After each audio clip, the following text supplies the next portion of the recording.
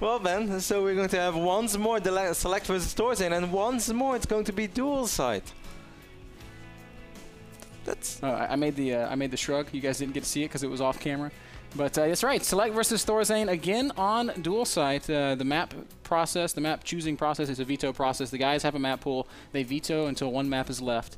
And in this case, it was dual site twice. Yep. These games are not live, by the way, guys. These guys had a tricky traveling schedule, obviously, with DreamHack and all the other tournaments they participated in. So these games are not super live, but they are very recent. And, well, obviously, we are completely unaware of the results. That's why we are as much in the dark as you guys are. And a huge game here. ThorZaIN must win if he wants to keep his NASL hopes alive. SeleCT must win if he wants to keep his NASL hopes alive. And NightEnd right now is just delighted that that he might only have to play 2 games. Yeah, certainly, since NightEnd unfortunately had to cancel his participation to DreamHack due to illness, which yeah, really made me sad, because NightEnd's such a good guy and he's been practicing really hard in Korea, at least from what I've heard. And it was also his last 2 or 3 weeks in Korea, I believe. I think then he's going back to Europe again. So I would have loved to see him in action at DreamHack. But hey, Ben, we are going to see him in action today. So yeah, it's always really nice to watch NightEnd play. He's been playing some great Starcraft, and you know, he's. And above all, I just hope that he's in good state, because it would be really sad if he had to play these games while he was still feeling ill. I do feel like that time in Korea has been good for him, though. I mean, it looks like his results have been getting steadily better. And, you know, I hope to see him play well here. I look forward to seeing him play at Home Story Cup. I assume he'll be there. I hope so, too. He's kind of a Home Story fixture. Yeah, definitely. I mean, NightEnd really got known to the big audience out there after Home Story Cup 3, where everybody was like, who's this guy? Oh, actually, he's adorable. We all love him. We all love him. That's kind of how it went. Yeah, Home Story Cup, of course, coming up as well. But Ben, let's focus on the tiebreaker for now. We see ThorZaIN once more being the blue Terran, spawning on the right side of the map. And of course, Dignitas SeleCT is our North American / Korean Terran, spawning in the left bottom side as the red Terran. That's right. And no Proxy Marauder this time, but he did go with a gas opening, as did ThorZaIN. Pretty much identical openings on each side. These guys getting their orbitals at the same time. And at this point, there's just been no variance. These guys both doing the same build. Yep, ThorZaIN is going to drop a quick factory as soon as he hit 100 gas, and we can see that SeleCT was, well, at least aiming to do the same, but now he suddenly went back. SeleCT, what you going to do with all that gas? Oh, he's going to drop the reactor before he's going to drop anything else. Interesting. He's got so much like of a mineral build-up. I feel like he might be thinking expand. And is there an SCV to build a command center anywhere? Well, there's the scouting SCV is coming back, but he has to go for the expand, Ben. He's already up to 370 minerals. He's going to drop to CC right now. Meanwhile, Ben, in the main base of ThorZaIN, we can see ThorZaIN dropping his second refinery already. And then, of course, you did not have to go to Oxford to figure out that. You know what? It is so funny that you say that, Kev. Because this day in history, in what year was it? 1214, the University of Oxford received its charter. Well, what a coincidence. I wouldn't. Who would have guessed? But of course, what I want to say is that he didn't have to go to Oxford to figure out that he might be going for Cloak Banshee. Of course, whenever a Terran opens up with a build like this, ooh, ThorZaIN even doing the small things right now, Ben. Sending the mule back to the left side, making sure that it doesn't carry 30 unnecessary minerals. ThorZaIN knows this is a big game, and ThorZaIN, Ben, had a really good run in Season 2.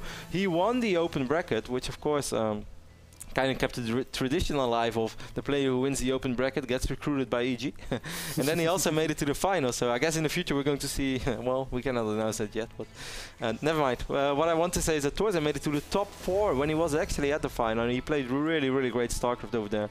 And of course he had that nice famous run over the red carpet as well. Came blazing down that red carpet like a hurricane, man. Straight into his booth. He was ready to play some Starcraft. And then he lost. Yeah, I guess Sen, right? Yeah, it was like 2-0. No, that was not 2-0 because they played more, because that was already, that was the 3rd place. Oh, you mean in the semi-final? I think it was the semi-final, yeah. When he ran down. He ran so fast and then he was out of there. But who did like ThorZaIN? Yeah, who did ThorZaIN lose to in the semis? It was either then Puma or Hero. Was it Hero? It had to be Puma. Yeah, I think it was Puma. It was bottom side of the grid. That was Season 2. So ThorZaIN had a very good run, and now, Ben, he has to fight for his life to even stay alive to make it to the finals. But he's on the right road. Yeah, and he's opening pretty aggressively here, but he's not going to... he has transitions, right? He's getting that command center. He's opened up with the Banshee, with the Cloak, but he's still expanding behind it. He's not going to do like the 1-1-1 all-in variation. Ooh.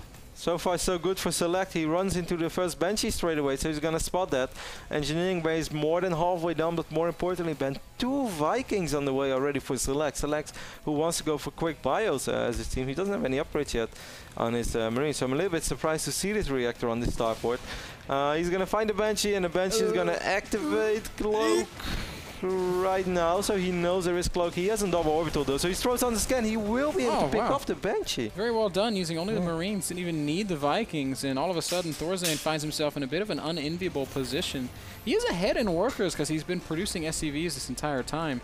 Yep. But it's double orbital for SeleCT, and he's mining on both bases, so I think this is a little bit better for SeleCT. I agree. We see 2 tech labs going down right now. Of course, he could definitely use some bio upgrades. It's gonna start off with Stim, I assume.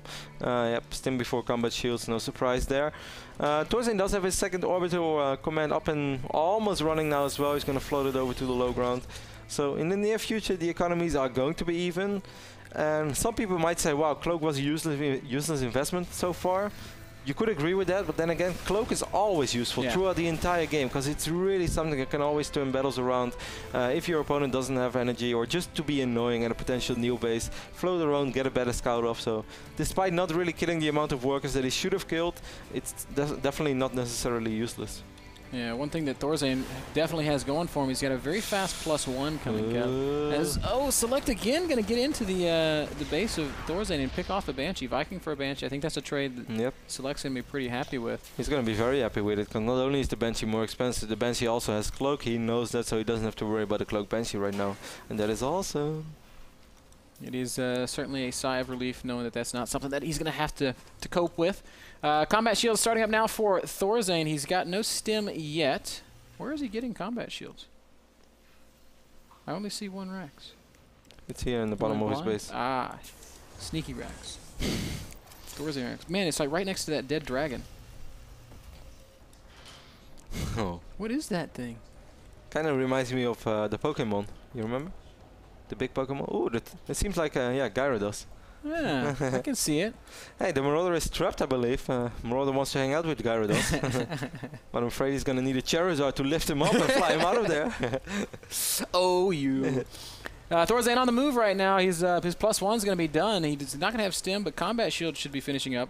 And he's going to have siege mode as well. It's going to make this a pretty strong push. SeleCT's going to be forced to defend without siege mode. But, oh wait, no, SeleCT does have siege, so this is looking pretty good for SeleCT. Well, SeleCT is going to need to position himself well. Ben, actually, he's moving out right now. He might run straight into the army of ThorZaIN. No, now he's going to siege up, and that's a really good siege up, because SeleCT doesn't have to fight yet, and he doesn't want to take this fight. Even though ThorZaIN doesn't really need to take the fight either, because he's actually the player who has the small economic lead, but it's a minor lead.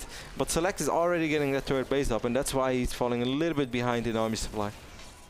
Yeah, he's still that big Stim advantage is what really makes SeleCT scary right now. ThorZaIN does not want to move into that. No.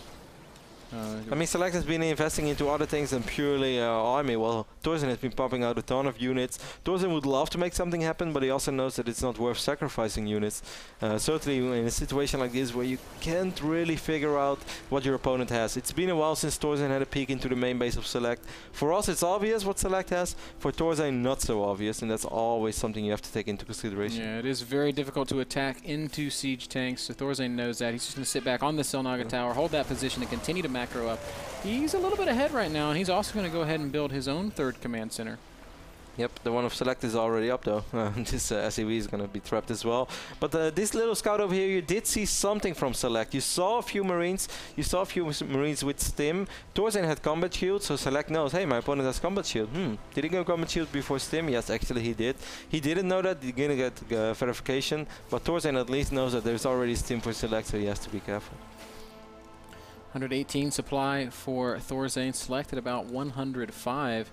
ThorZaIN is really macroing ahead at this point. He's got 8 siege tanks to 3.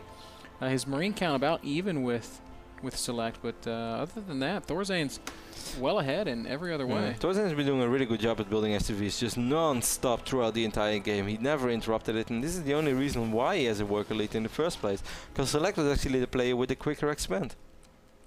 Yeah, it's kind of funny. Even when he was down bases, SeleCT actually cut SCVs for a little while, and that allowed ThorZaIN to overtake him. But Still, it is very close economically. Both these guys just sort of rallying around the middle of the map, sort of jockeying for position. But ThorZaIN seems to be getting the better of it, and he is continuing to macro further and further ahead. He's at about 150 supply now, whereas SeleCT just at about 130. Yep, SeleCT sacrificing 5 Marines over here. Well, yes, all of them will fall. I thought maybe 2 will get away, because he wants to get a Selnaga Watchtower as well. We all know that TVT can be like a chess game, and right now, Ben, if you're SeleCT, this is what you see. You have your little sensor tower, and you see there's nothing really close. But when you have neither of the Selnaga Watchtowers, you cannot possibly feel comfortable in a TVT. Yeah, very awkward spot to be in. ThorZaIN has all the map control. He's got all the vision. Perhaps going to be a big skirmish over here. ThorZaIN is going to siege up. SeleCT is going to do the exact same thing.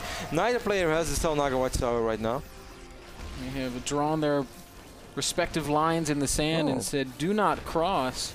And SeleCT's just going to be sieging up outside the range of this tower, as is ThorZaIN, and a single lonely Viking acting as a spotter in between the two. This screenshot, Ben, is like, one does not simply take a Selnaga Watchtower.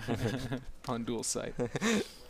But one thing that SeleCT definitely has, ThorZaIN definitely has going for him is he's got this other hit squad of units down here on the southern side of the Selnaga Tower, and while SeleCT has a little bit back at home to defend with, I do feel like ThorZaIN could definitely afford to be aggressive on multiple fronts here. Both guys taking third bases. It's funny, once more, SeleCT had the quicker third base, but by the time it was actually running, it was quicker for ThorZaIN. ThorZaIN hits the oh-so-famous 169 supply cap right now. Of course, that's not really a big deal. We see 3 depots on the way. 2-2 is almost ready for him as well. And I like ThorZaIN's position, man. Everything feels fine, and he's still out-mining SeleCT as well. Even if it's just by a small margin, it definitely could make the difference in the long run. With 2-2 finishing, ThorZaIN's going to have a big lead on the ground for a very long time. SeleCT hasn't even begun his upgrades. His armory just now finishing. So SeleCT is literally looking at 3 minutes of fighting from behind. He's trying to get a good position here, but ThorZaIN's just well sieged, well positioned, and it's going to be very, very tough to get around. But if SeleCT wants to win a fight in the near future, Ben, it probably has to be right now, right before ThorZaIN hits 2-2, and also +1 on mech, which could make a big difference as well. SeleCT did take 1 Selnaga Watchtower. We're going to see a big skirmish over here on the left side of the map. SeleCT has a lot of Marines here, so he's going to be fine for now. Yep, just pushing away this little hit squad of ThorZaIN's. 192 supply for ThorZaIN, 177 for SeleCT. Both these guys macroing well. A little bit of a drop, making its way into the back of SeleCT's main base. There's not much here, Kev. SeleCT just now starting 2-2, while it's already ready for SeleCT and for ThorZaIN, of course. And SeleCT also starting his +1 on mech. ThorZaIN straight away starting with 3-3, so he's going to have the superior upgrades. SeleCT will be able to deal with these Marines without losing too much.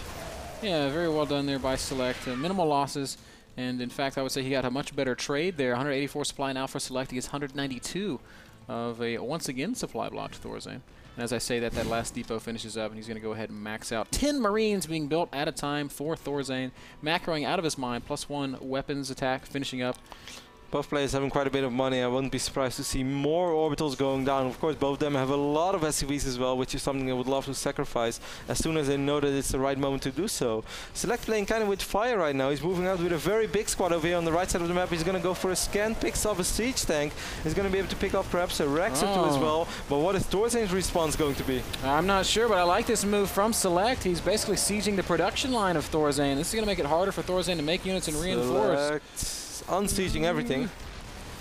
ThorZaIN moving around the middle of the map, picking off a siege tank and coming in to flank this big force of SeleCT. At the same time, second group of units moving around the top half of the map to try and deny SeleCT's third base.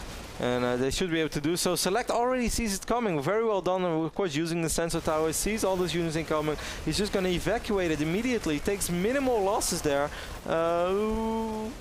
Will end up losing the orbital, but really didn't lose any of the SCVs. So if he has another orbital, which he doesn't have. Incredible losses being taken in the main here by ThorZaIN. He's basically every barracks has been taken out. There's just a couple more up in the very back corner. ThorZaIN is going to try and stem and come in, but there's a medevac advantage here for SeleCT, and I don't think ThorZaIN can win that fight. At the same time, ThorZaIN losing some units down on outside of SeleCT's natural, and SeleCT winning fights on both fronts. Wow. Appears to be putting himself into a pretty good position. Yep, he's up suddenly 50 supply right now, but ThorZaIN is still on 3 mining bases. He lost a ton of infrastructure, and we can see ThorZaIN straight away throwing down many Rexes. Also an additional command center. That's something that SeleCT could really do as well, and we do see him throwing down the command center as well. It's just a matter of time, though, before ThorZaIN has those 3-3 upgrades, and, well, if anything can turn things around, I would say it's 3-3 Marines. I do agree. He definitely has the more well-upgraded army. The problem he has is that he can't produce that many. Yeah, he's having trouble producing, and he's down 30-40 supply. Select, I mean, ThorZaIN still had 3 siege tanks over here at the, well, what is it? The Eastern Zelnaga Watchtower. Oh. But those 2 tanks were not able to deal with this massive army from Select. So Select slowly but steadily taking control of this game. Beautiful TVT so far. Yeah, really well done. Patient. ThorZaIN is completely on siege, and Select is just going to run in. Tanks are taking some big volleys off, and Select going to continue to march forward. And this might not be a good fight for him to take.